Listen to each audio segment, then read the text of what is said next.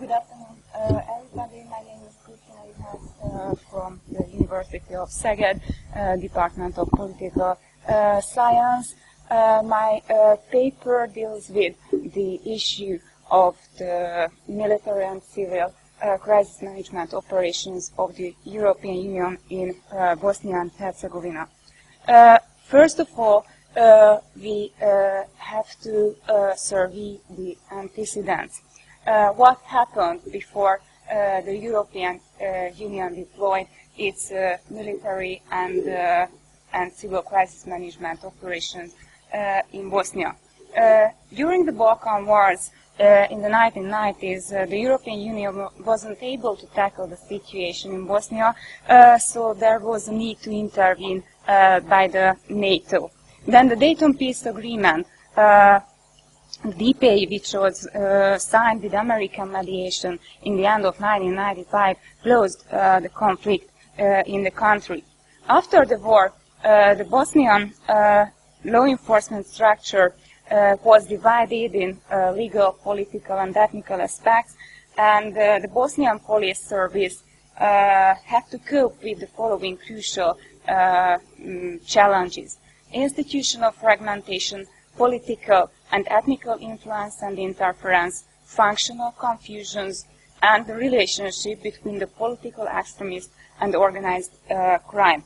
After the war, international community decided to restructure Bosnia in accordance with the European political and economic standards. In a sense, the DPA put Bosnia under international guidance in which the UN High Representative have a central role. Annex 11 of the DPA established the International Police Task Force in order to restructure Bosnian law enforcement agencies and develop their activities. UN Secretary General suggested the ending of the IPTF in 2001, but he also emphasized the importance of a European participation in the peace-building process in Bosnia. Organization for European Security and Cooperation was the first organization which would have taken over the tasks of the IPTF. Then the European Union also applied for taking over the mission within the framework of the European Security and Defense Policy. Let's see the activity of the EUPM. The first civilian crisis management operation of the EUPM Bosnia was set up by the Joint Action 210-2002. The mission started in January 2003, and it was elongated several times. Finally, it was ended in July 2012. Council of the European Union gave a relatively wide but elusive mandate to the mission. The main goal of the mission was to create a Bosnian police service in accordance with the European and international standards and practice. Towards this, the mission's mandate included the following activities: mentoring, monitoring and inspecting to establish in Bosnia a sustainable, professional and multi-ethnic police service. Assist local authorities in planning and conducting organized crime investigations, and improve the functioning of the whole criminal justice system, enhancing police-prosecutor relations in particular. However, there were a lot of questions in connection with this authorization. First, at the beginning of the mission, there wasn't a consensual catalogue of the best European policing practice, and second, it wasn't unequivocally defined what inspecting means because the mission didn't have executive power. The number of the mission staff at the peak was approximately 500, and they came from the 27 member states and 7 third countries. This non-executive mission based on a special European approach, the so-called local ownership model. According to this method, European and international police experts were collocated to the local police departments, so Bosnian police officers took a significant role in the mission's work. If we want to survey the activity and the results of the EUPM, first of all, we have to examine the strategic implementation plan of the mission. This document identified 4 strategic priorities: institution and capacity building, combating organized crime and corruption, developing financial viability and sustainability, and promoting policy independence and accountability. In order to accomplish these priorities, there were launched 7 programs and approximately 120 projects in the framework of the mission. The Crime Police program emphasized the importance of the fight against the various forms of organized crime. In the framework of this program, EUPM ensured criminal investigation training for local police officers, developed witness protection project, reorganized the criminal investigation departments across the country, improved the collection, analysis, and dissemination of crime-related intelligence and information, and set up a 24-hour crime hotline which can be used anonymously by the citizens across the country. The main goal of the criminal justice program was to set up and monitor a court police system for the state level, the 2 entities, and Brodsko district. Court police officers were tasked to maintain the order in the courtrooms and guarantee the safety of judges. The purpose of the police education program was twofold. On the one hand, it tried to provide a single framework to the programs which had been launched previously, and on the other hand, it organized new training and education programs. Transparent supervisory mechanism was in the focus of the internal affairs program to guarantee the accountability of the police officers to their superiors as well as the public. So-called professional standard units were opened, which units have to carry out internal audits and investigations. Police administration program embraced several projects.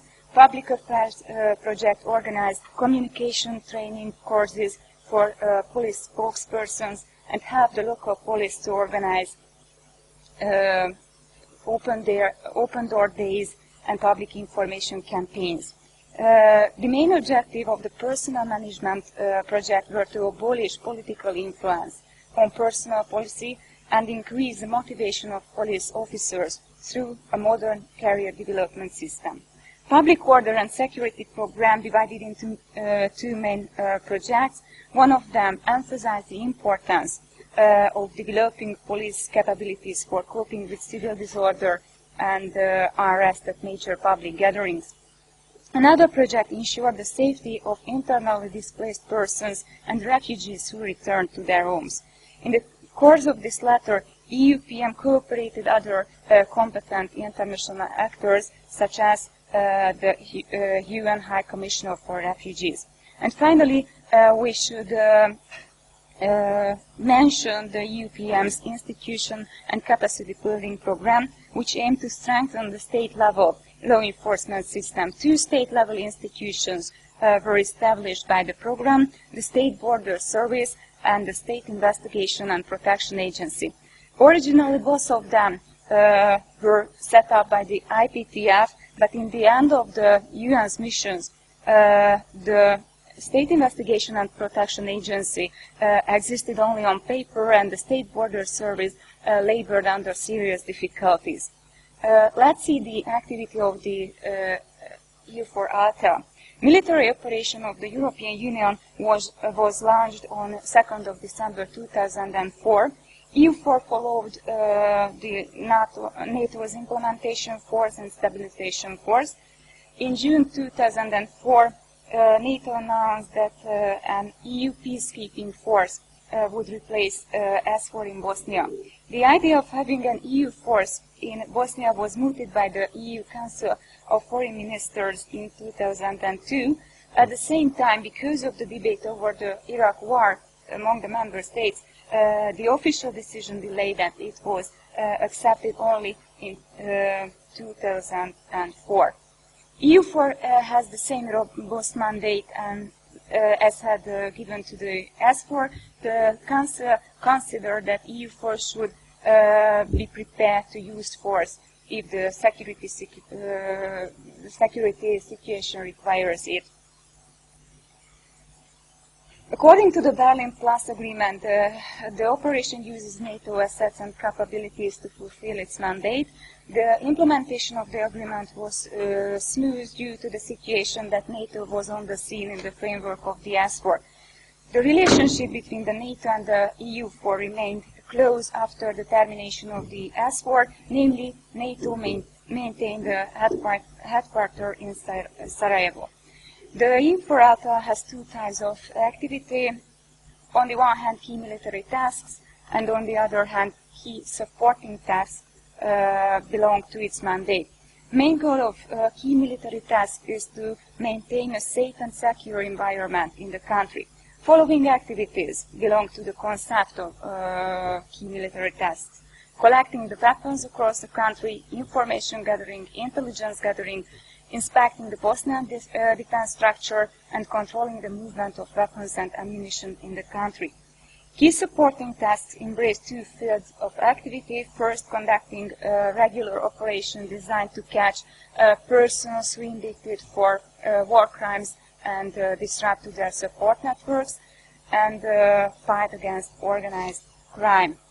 The first commander of the operation, General David Leakey, considered that there is a close relation between organized crime and the support networks of war criminals. Therefore, he launched several operations taking aim to fall down organized crime in Bosnia.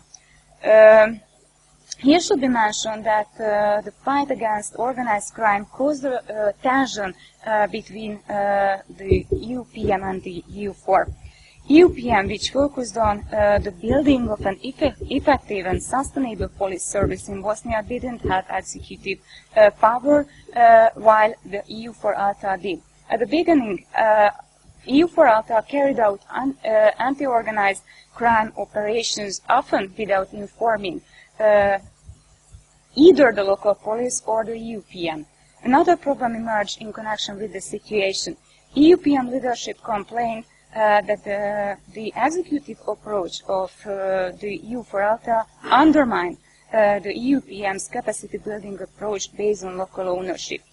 This tension between the EUPM and EU4 was solved by the Council of the European Union in 2006 with the acceptance of the common operational guidelines. This document declared the main role of the EUPM in the fight against organized crime and says all requests for EU4 support will be channeled through EUPM for endorsement. And finally, what could we mention in connection with the future of the EU4 Alta? When the European Union launched its military operation in Bosnia, there was a stable security environment due to the activity of NATO I4 and S4. In spite of this circumstance, the peace in the country isn't and wasn't self-sustaining and self-understanding. There are still several disturbing challenges which require the maintenance of the international and European support. These are the followings. Economic weakness and vulnerability, which increased during the international economic and financial crisis. Political, ethnical, and religious division, which is the main hurdle before the inevitable constitutional reform. The high level of organized crime, and the weakness of the central state.